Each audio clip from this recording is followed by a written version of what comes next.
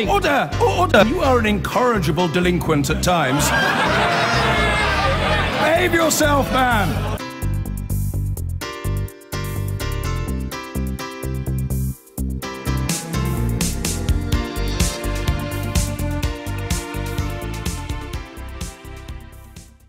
Now, politicians are wasting no time trying to get your vote. The decision to hold an election will have taken many by surprise, and the relatively short timescale means the pressure is on to finalise policies and deliver a clear message to voters. Later in the programme, we will hear live from Jeremy Corbyn. He is giving his first speech of the campaign at 10:30. Right now, though, let's take a look at some of the differences between the two main Westminster parties.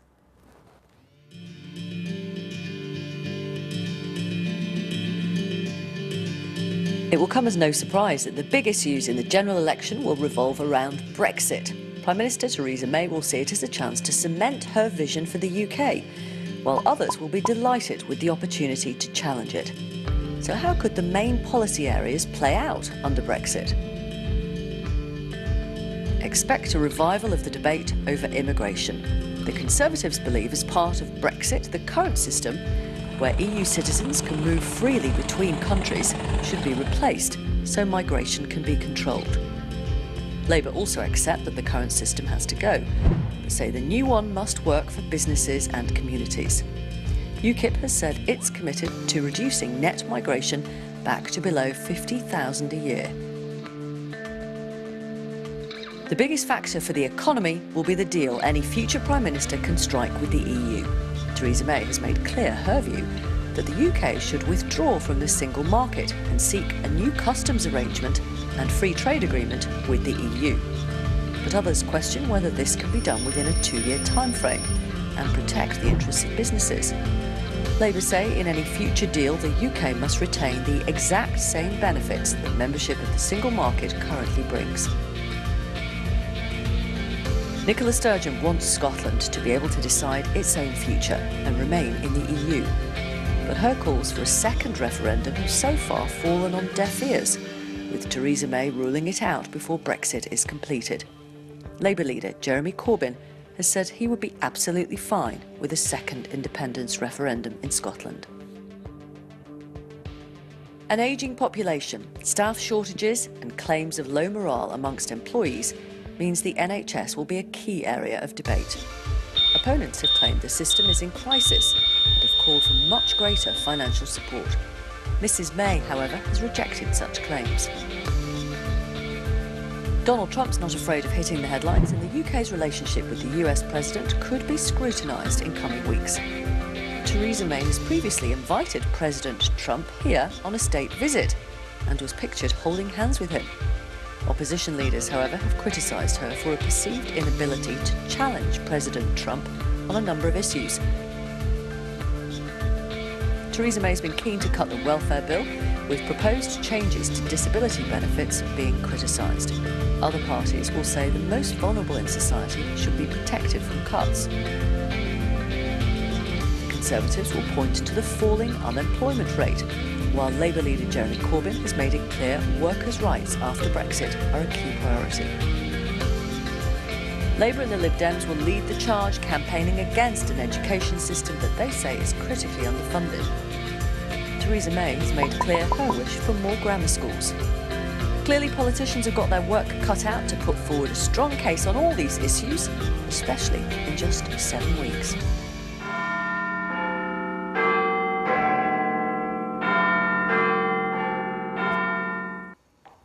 Just 7 weeks. Wow. Let's get more now from our political guru, Norman Smith. Norman, over to you. Joanna, thanks very much. Guess what I dug out of my bottom drawer this morning? Ta-da! How sad is that? The manifestos from the 4 main parties at the last election, containing all sorts of detail from everything, I don't know, from rubbish collection to nuclear war. They've not been written yet, but we've got some idea of what's likely to be in them. So here's my sort of hokey-cokey guide as to what's likely to be in and out of the 2 main parties' manifestos. Let's look at Labour's manifesto first, Jeremy Corbyn's manifesto. Well, we can expect things on pensions, pay, free school meals. let me go through that in a little bit more detail. Pensioners, Jeremy Corbyn has said he's going to keep the pension lock, which ensures that pensions go up by 2.5% or earnings or inflation, whichever is the greatest. On pay, well, he's pledged to increase the living wage to £10 an hour. He's also talking about pay ratios in companies so that the boss can only get paid so many times the lowest paid person. And of course, free school meals for all primary school children to be paid for by ending the VAT exemption on private school fees. But, you know, almost as important as what is in a manifesto is what is written out of manifesto. So let's just take a look at what Mr. Corbyn might choose to write out from his manifesto. I think we need to look at immigration, because the signs are Ed Miliband was proposing various curbs on immigration, ensuring that migrants had to be here for 2 years before they could claim benefits and things like that. Mr. Corbyn's been much more ambiguous, saying it's not Labour's aim to reduce immigration and not ruling out an end to free movement. So that might go in the bin. What else might go in the bin? Well, private healthcare. Ed Miliband was relaxed about that. He was happy for it to continue. Mr. Corbyn much less so. He says he wants to get rid of private healthcare from the National Health Service. So that too might go in the bin. So that's the sort of ins and outs of the Jeremy Corbyn manifesto. How about Theresa May? What might we expect her to put in her manifesto? Well, the things that I expect to see in it are grammar schools, definitely get that, so-called T-levels, and the union, protecting the union. Grammar schools, well, Mrs. May has made no secret she believes there ought to be selection reintroduced for a new generation of grammar schools. T-levels, she's talking there about sort of technical qualifications to encourage youngsters to go into vocational training and not automatically to go towards A-level and university. And the union, she'll want a strong message on defending the union, a sort of riposte to Nicola Sturgeon's demands for a second independence referendum. However, there are certain key things which I think we can expect, and we'll be looking very closely to see if Theresa May drops, particularly things which David Cameron was pretty keen on. So what are the areas that could go? Well, those pensioner benefits such as free television licenses, guaranteeing the winter fuel allowance, allowing pensioners free travel, and maybe looking at the triple lock and deciding that's just too expensive because it's thought to cost around £6 billion a year. What else might go? Well, the budget surplus and the deficit. We know that the Chancellor has already pretty much waved goodbye to George Osborne's commitment of balancing the books by the end of this Parliament, and he's not given us a fresh date for balancing those books. Lastly, of course, aid, one of the most contentious areas. David Cameron, very high profile policy commitment to ensure that 0.7% of our total earnings goes towards overseas aid. A lot of Conservatives unhappy about that. Mrs. May, when she was pressed on it yesterday, refused to confirm she would keep that. So the signs are certain key planks of the Cameron agenda, they could be dropped by Theresa May. Other interesting thing, Joanna, expect these manifestos, I think, to be a lot slimmer than the previous manifestos. We know Mrs. May, I think, thought David Cameron's manifesto was far too bulky, contained far too many pledges, so she wants to slim it down. As for the other parties, they are in a rush. They've all slightly been caught on the hoof by this snap election, so they're having to write their manifestos very, very quickly indeed, which means too they could be slightly thinner volumes this time.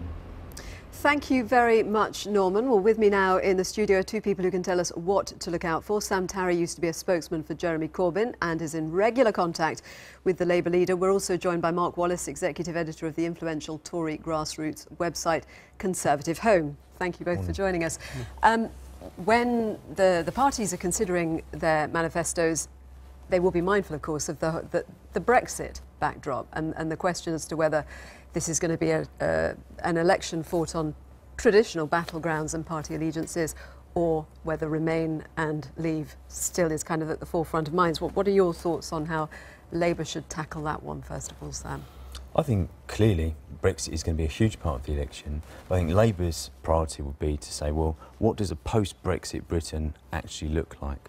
And if you compare what the Tories are proposing and the people that are driving their hard Brexit agenda, you know, we don't want to crash out, have world trade, organisation kind of deals that mean that workers get paid less. We're talking about triple lock on pensions just a second ago. I mean, these sorts of things I think are in real danger in a kind of hard Brexit that we seem to be kind of careering towards. I mean, the fact that Theresa May couldn't even get a deal from a single other one of the European countries over the past few weeks in terms of that initial kind of contact and engagement is pretty frightening. So when you just, I mean, just to get complete clarity on what you mean by the hard Brexit, you mean not being part of the single market and prioritising freedom of movement? Yeah, I mean, I think as well, like they've threatened already to go for a kind of completely low tax economy. I mean, it will be essentially a Brexit that's not a people's Brexit. A Brexit that actually benefits every single big global corporation. And I happen to think that actually people in Britain are a little bit fed up with that. It's about time ordinary people came first. So Mark, how do you see it? Well, Brexit is certainly the factor without which Theresa May's government wouldn't have come into being. So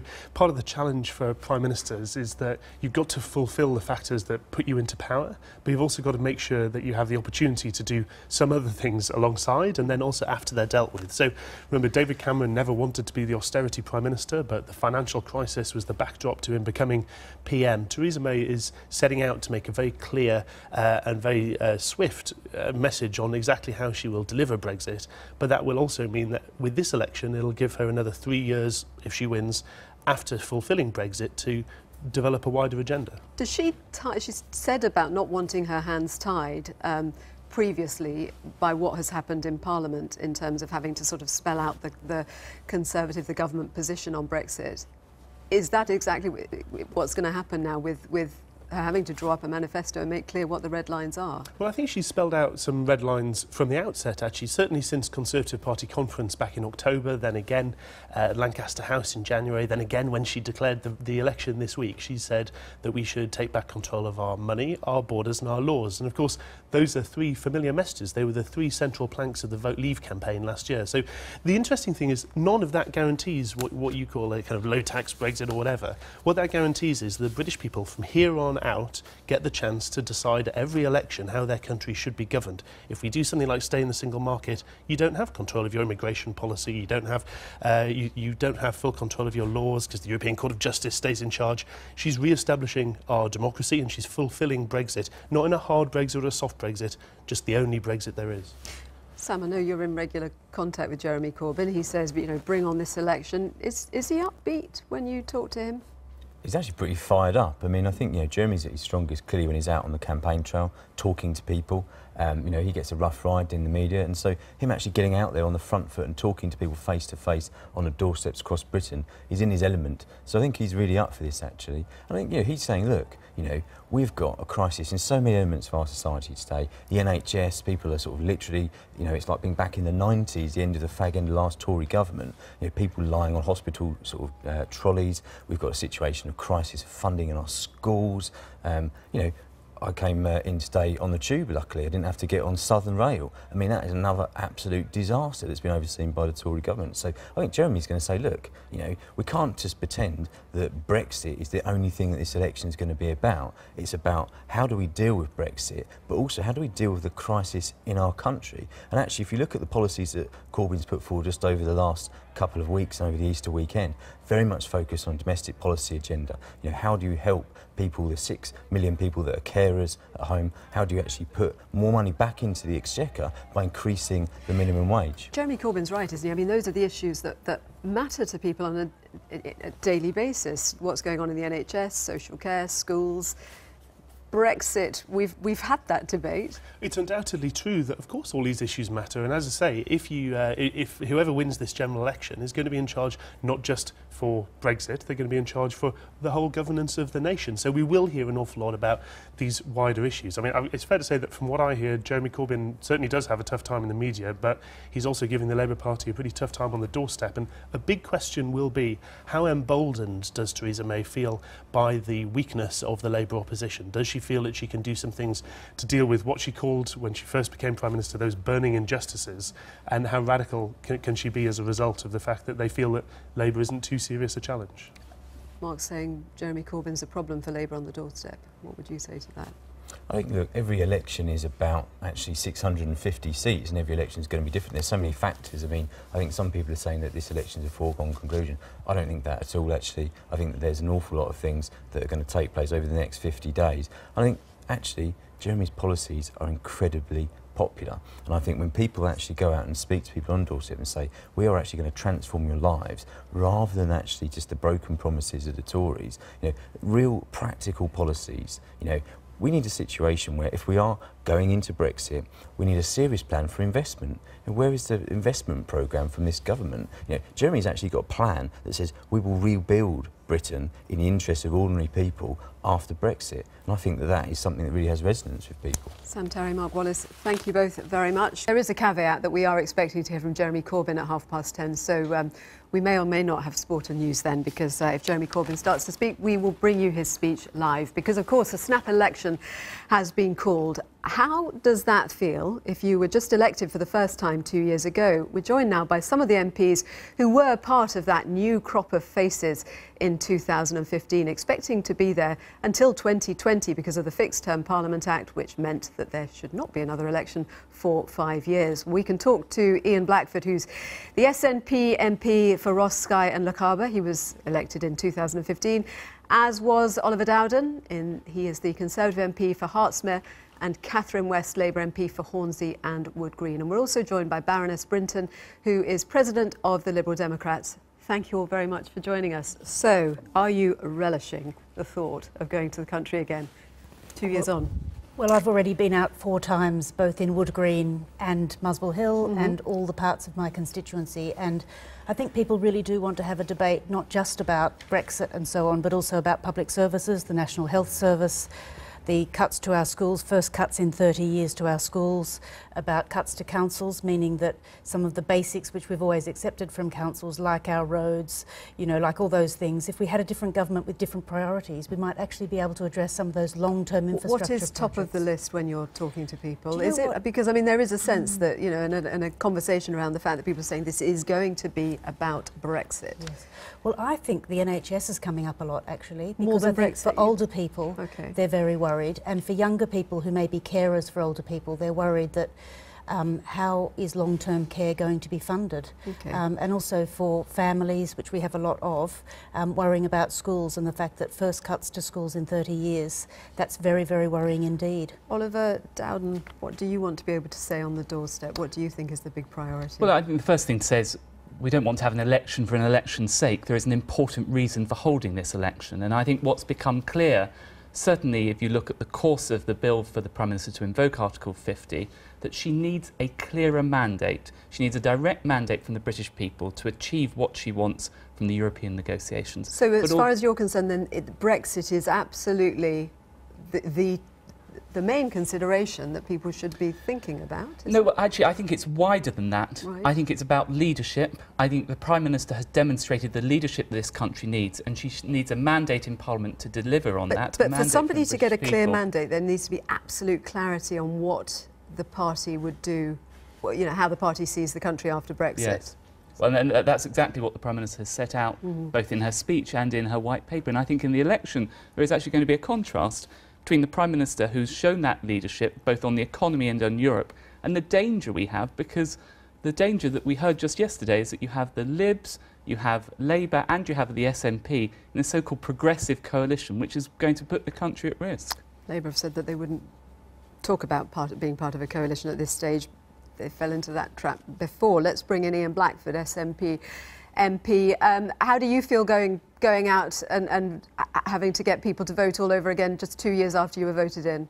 Well, I'm looking forward to it. We've got a very popular Scottish government in Edinburgh that was re-elected on a mandate in 2016, and of course, you know, it's quite galling when you see the Prime Minister that's doing this for narrow party advantage. She knows that the Labour Party are weak. It's about demonstrating her dominance over Labour in England, calling an election at a time that she said to the people in Scotland, now is not the time for a Scottish referendum, and a referendum that has been supported by the Scottish Parliament that voted in order that we can have that say, because this is about Brexit, morning, and it's about making sure that we're actually not dragged out of Europe against our will, and knowing that there's a real threat to the Scottish economy. Fraser of Allender said there's a threat to 80,000 jobs in Scotland, so we want to make sure that we support what the Scottish Government's been doing, which is asking for a referendum in Scotland and our future, which will take place after the Brexit negotiations have taken place. So we'll be reinforcing that call over the course of this election campaign, and I certainly look forward to having that discussion with all the people in my constituency.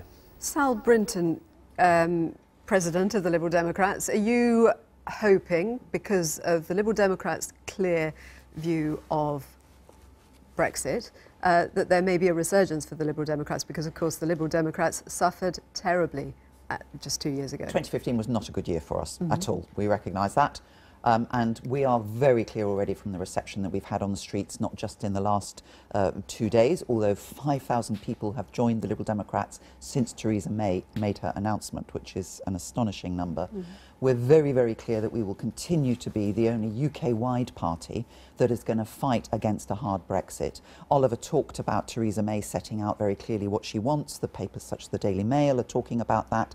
We know that a good number... So the red line on there immigration... There are clear red lines. We absolutely want to avoid a hard Brexit. We're very, very sure that there is well over 50% of people who want us to have a key role in the single market, so we're going to be fighting for that.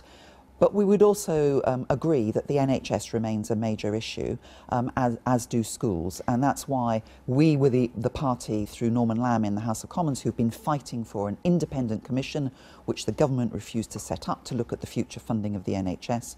And we believe that you have to have more funding in the NHS. What do you want? Democrats in the coalition, we saw massive cuts to social care, though, which is the beginning of the NHS crisis. To get, though, from you, Catherine, cuts. What you want Jeremy Corbyn to say on Brexit, because you campaigned to Remain. Your constituency, I think, am I right in saying, had the highest Remain vote in the UK? 81%. 81%. Yes, so I didn't vote for the triggering of Article 50, but I think by voting Labour, we get to have an opportunity to talk about fairness in society firstly, but also fairness in the Brexit concept. I mean, if you look at Labour voters and how they voted, so what, 7 out of 10 Labour voters in 2015, in the referendum, voted for Remain. Should Jeremy Corbyn try to do more to appeal to that? The thing is, don't forget, Labour was the only party, main party, going into the 2015 election which said we did not want the referendum. It was never our idea. Mr Cameron has come and gone. Mr Osborne has come and gone. This gives us an opportunity now to press the reset button. And the referendum happened, but what he could do is offer another referendum. And that hasn't Would been, you like him to do that? That? Would you like to be able to offer that? And I myself, of course, did vote for that possibility. But I think what matters is how could Labour reset the agenda, because regardless of what happens with Brexit, what people care about isn't the word Brexit. They care about workers' rights, they care about environmental protections, they care about small business, they care about the fact that tax isn't paid by companies which sell into the, the online sale, and there's 1.5 billion tax pounds missing. That's the sort of thing that people care about. Do we all have an opportunity here to have an election campaign? It's a condensed one, 7 weeks. Yes. I mean, because we haven't had the run-up that we normally would get. To have a really strongly fact-based debate, because when you look at what happened in the referendum campaign, Oliver Dowden, do you think voters are kind of?